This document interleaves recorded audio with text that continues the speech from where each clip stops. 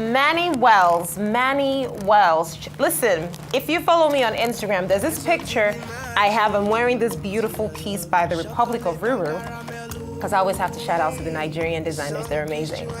And I'm looking into the sun, I have this fringe hairstyle, and that's the song, because the sun is literally kissing my beautiful caramel skin. Now, it is one thing to tell a woman, oh, listen, you have the most beautiful eyes, or you have the most beautiful lips, or, you know, you have the nicest body I've ever seen. But it's another thing to use the elements of nature to celebrate a woman's beauty. You know why?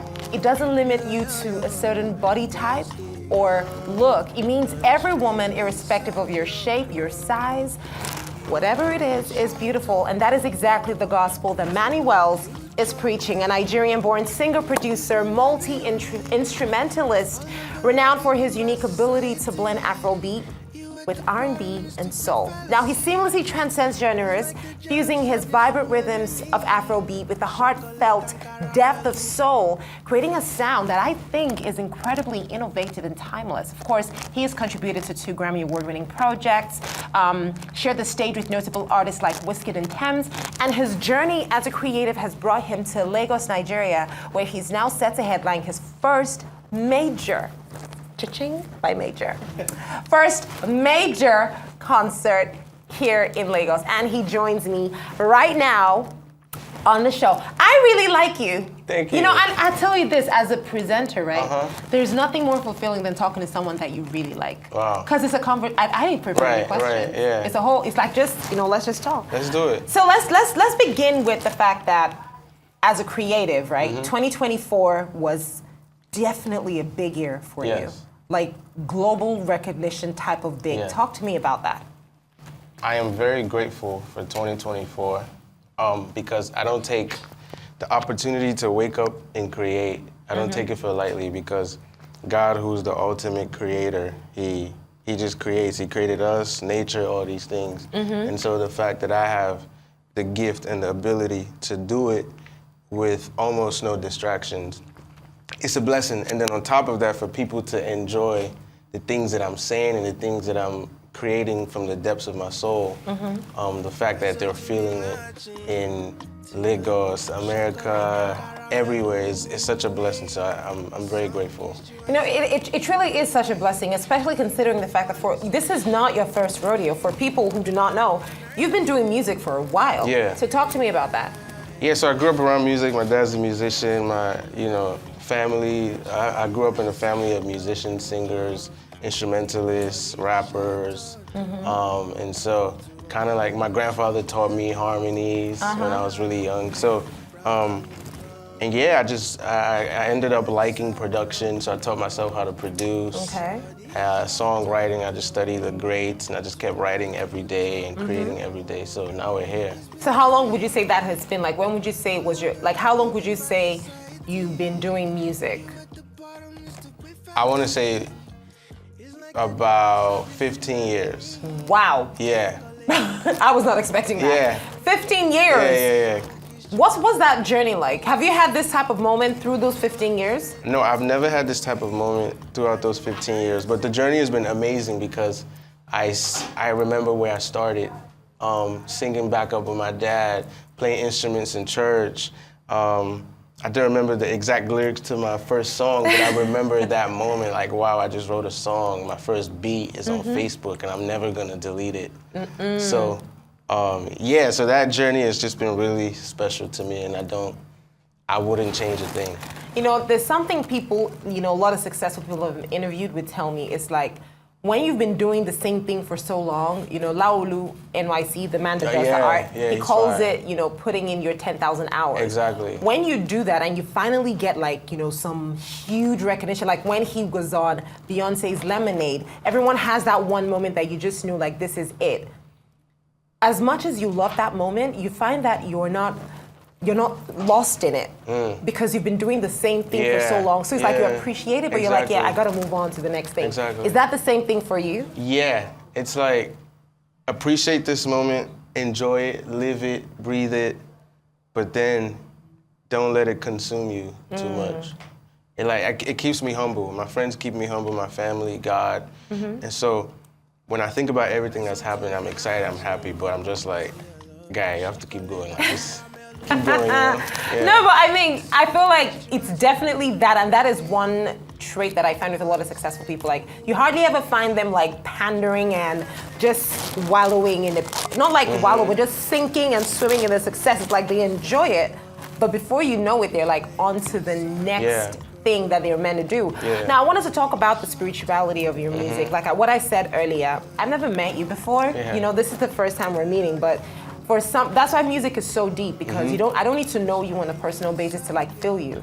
And for a lot of people, you know, whether it's, you know, you telling them the sun is kissing them or calling them masterpiece, can you hear the angels singing?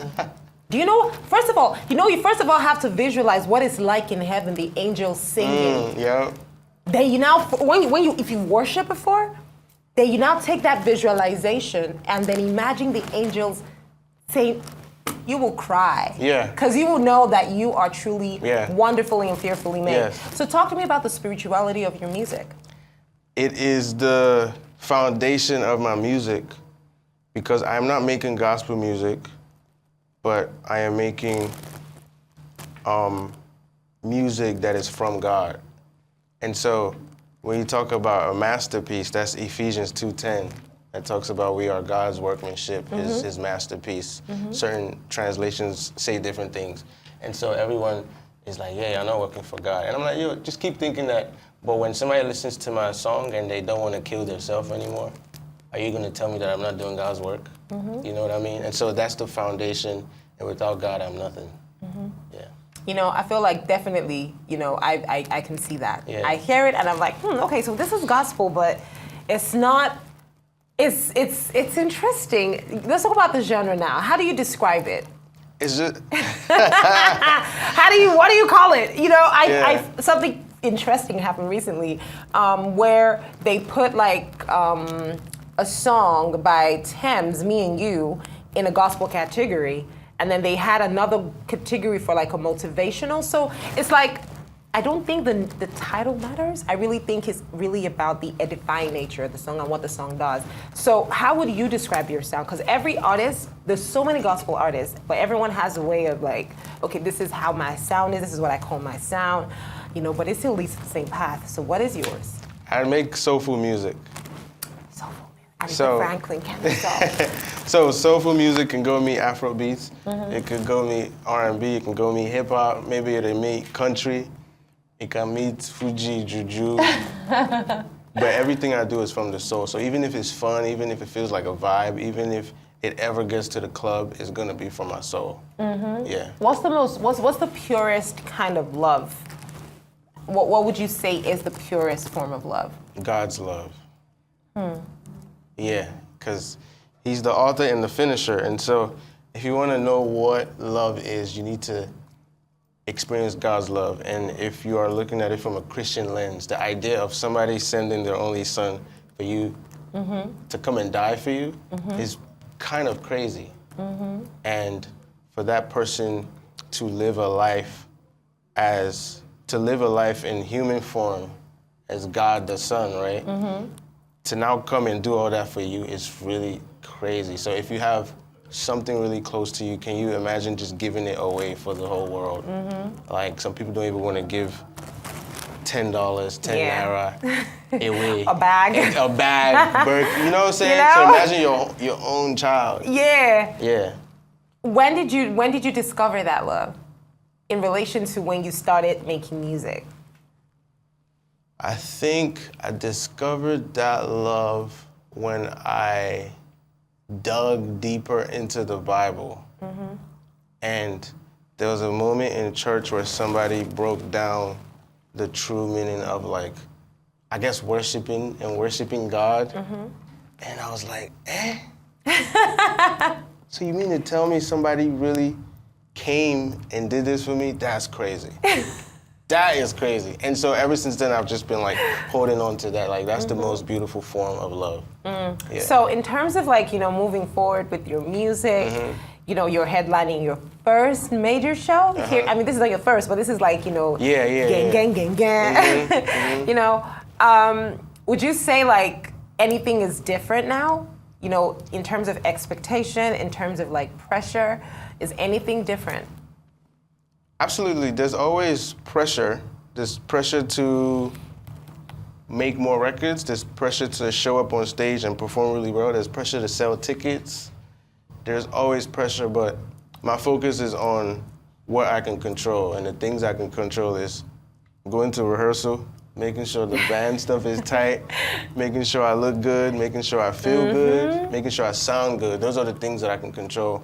And once I focus on that, those pressures, those things handle themselves. They do, Yeah. they do. Now, there's definitely been a conversation around the purity of Afrobeat and whether or not it's being diluted with other sounds and whether or not that is necessary. Yeah. Now, in my side of the world where we talk for a living, we do a lot of talking. But in your side of the world, you guys do a lot of singing, irrespective of what anyone has to say about it.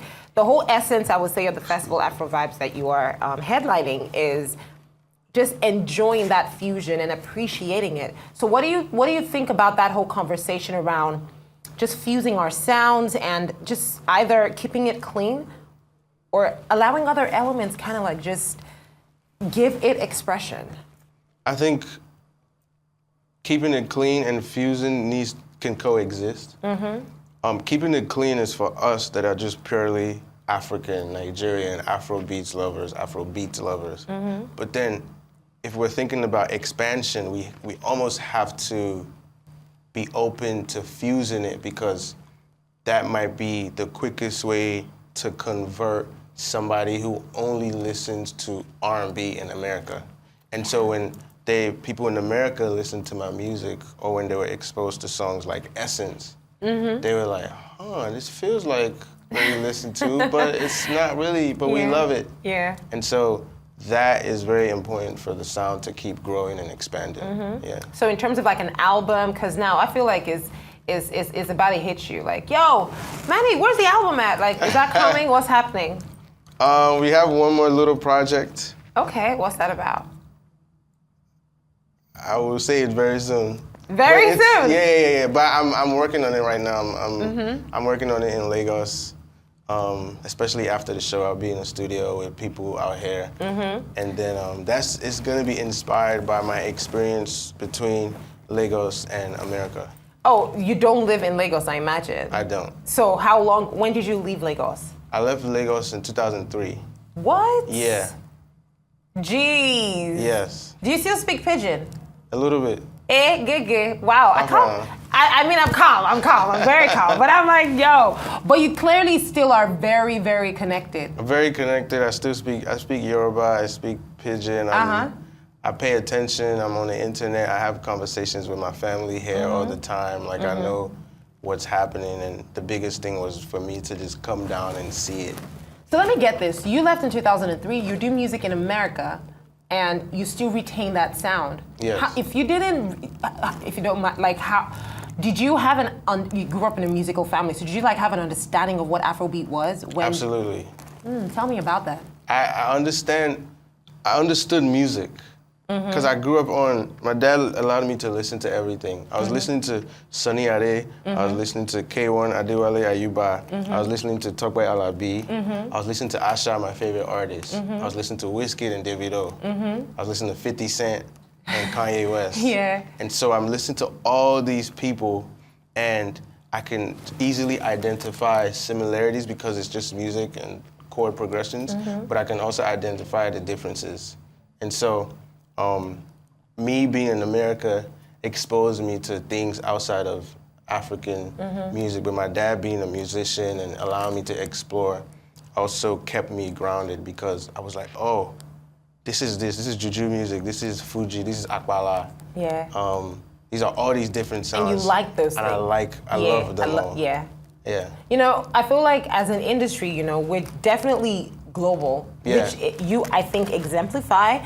Also, the influence of social media is incredible because clearly you're telling us that you don't need to be location, you just need to do it. You just need to put out that music. Yes. So talk to me about that reach, you know, the influence of social media on an artist right now, especially because most people be like, oh, you need to be in Lagos because that's where it's happening, or you need to be in America, you need to be in Atlanta, you need to be in New York. Yeah. You know, if you're in Texas, are you really an artist? If you're in Abuja, are you really an artist? That kind of thing. Like, what do you think about those location type things versus, you know, what you experience now, where you're global, but you know, you left in 2003. Yeah, I think it all depends on your goal and your mission.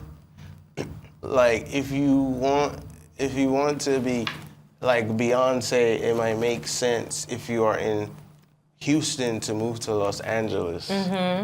Because, you know what I'm saying? Because that's the center of the industry. Yeah. But if you just want to have a nice fan base and people that love you, you can stay in Houston.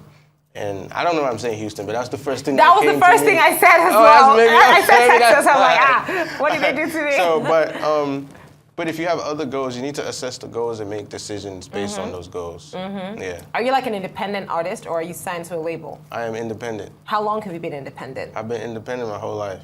So you do all of this as an independent artist? Yes. How does that happen for you? How does that work? I'm very studious. I understand and know the game very well. I know it from top to bottom.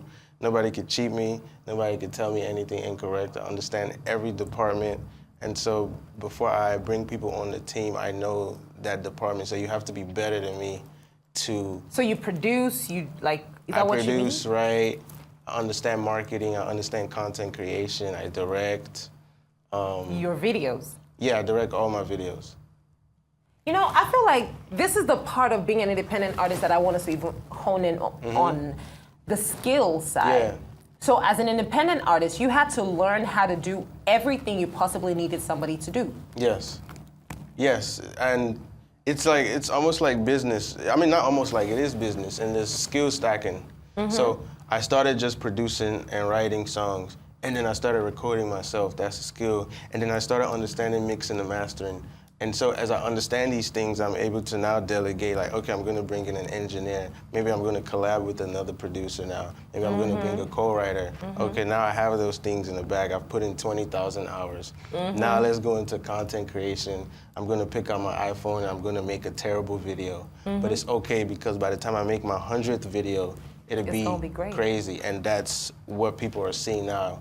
I'm on I've probably made 1,000 videos in the last 2 years. Wow. Yes. 1,000, explain, please. Short form videos? Short form videos, Okay, yes. okay. Short Before form you videos. got to the level of producing this? Before I got to here, yes. I think this might be like my 1,000th video. What? I've made a lot of videos. So basically, it's like you really had to just immerse yourself in every part of the experience. Yes. Now, obviously, some people will say content creation is not, I can be an artist, but I don't want to be a content creator. What do you think about that? Is it possible? You need to have somebody on your team that can help you make content. No matter what, in this industry, whether you're signed to a major label or independent, you need to make content. I don't know how to get around that. And so you might not like content creation, but you need to hire somebody that does, and maybe they can just capture you doing things then just put it out on your behalf, right? Yeah. So as an independent artist, because this is a big deal, I feel like a lot of artists now are trying to get into the whole, I want to do music. I know a couple of people that are doing it on their own, and they're just dropping music and just hoping that it does work. What would you say are some integral life lessons that if you knew when you started, you probably would have been like, yo, definitely making better choices. So lessons you've learned as an independent artist that you would definitely say every independent artist needs to know. It could be a skill, it could be a lesson. What would it be for you? I think one of the most important skills that I learned was to produce my own music, because then I eliminated friction, I eliminated contracts, I eliminated wait time. I am able to think of ooh-wee started on a plane. I heard it in my head, and I voice noted it, and I said, when I get home, I'm gonna make the beat. I got home and I made the beat. Every time I hear this, it just sounds like a miracle. Yeah, it's crazy, and so me learning that skill and me already being a musician helped me. You heard the beat, you got home, you heard the sound rather. Yes. You got home, you made the beat. Yes. and then you sang on the beat. Yes. I can play you the voice note if you want. Please do. Okay. I want to hear it. I mean, guys, I need to get what's happening right now. So he heard the sound. We've heard chocolate and caramel, ooh wee. So he heard the sound on a flight, and then he got home and then created the beat. Because, you know, it has a very, I don't know how to describe it, but very nice. You know, let's listen to that song, and then we're talking about its origins. Here's one of my favorite songs in the world. Take a look. This is... To your love, chocolate and caramel, ooh-wee. The sun kissed you and said, ooh-wee. Even the money said, ooh-wee. I dream at night and sing, ooh-wee. My brown skin girl. Okay, so that song that I just heard, let's go over it again. All right. February 26, 2004. Yeah. 2024, rather. Yeah.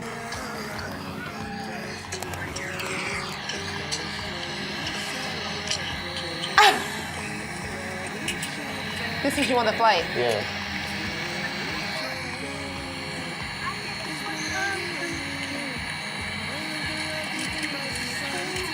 This is so crazy! Yeah. Oh my god, this is so crazy. Yeah. It literally, basically you got the sound, Yes. and then you just went home and then... Yeah. And I made it. I feel like this is where that spiritual side comes in though.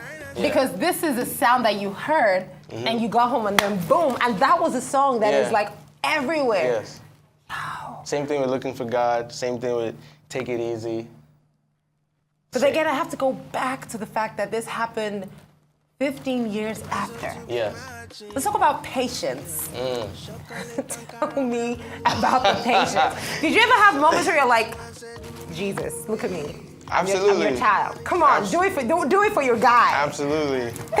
You always almost have those moments because a new level is a new devil and it's a new obstacle. Mm-hmm. And so even when you get to where I'm at, it's like, oh my God, like how do we get to that next level? Mm-hmm. You know, so you usually have that. Mm-hmm. So how do you find yourself like staying, you know, not having anxiety, because I feel like with creative, that's something we always have, that anxiety of, am I doing enough? Am I not doing too much? Am I lazy? Am I gonna succeed? Am I getting too old? Am I too young?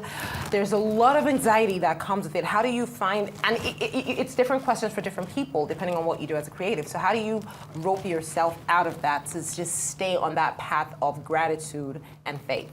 I think there are a lot of ways to do it, but for me, I have good people around me.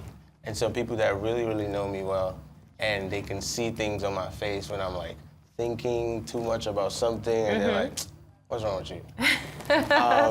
And then secondly, I'm not really an anxious person, but whenever I have anxiety, I just turn it into prayer because that's what, you know, the Word of God says, like, be anxious for nothing. But with prayer and supplication, make it request known to God. Exactly, and then the peace of God that surpasses all human understanding will encompass your heart. And so that's how I'm able to usually maintain this, like, peaceful state that I'm in because I turn almost everything into a prayer. Like, if I feel weird about something, I'll pray about it right there and there. I don't wait till I get home because I need to attack it right there.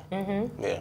Oh geez, I could stay. You know, I feel like this could be longer. I have more, but like I said, this for me is so refreshing because I definitely love your music. Thank you. And I'm excited about it. I love the sound and I love what you're saying. Thank you. And I think you need to keep saying it because there are people who are listening to it every day, and it's giving them like.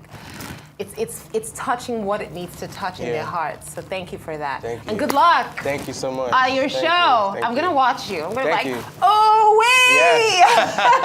I'm gonna be one of those girls screaming in the front of Manny. Thank you so much for Thank joining you me for on the having show. me.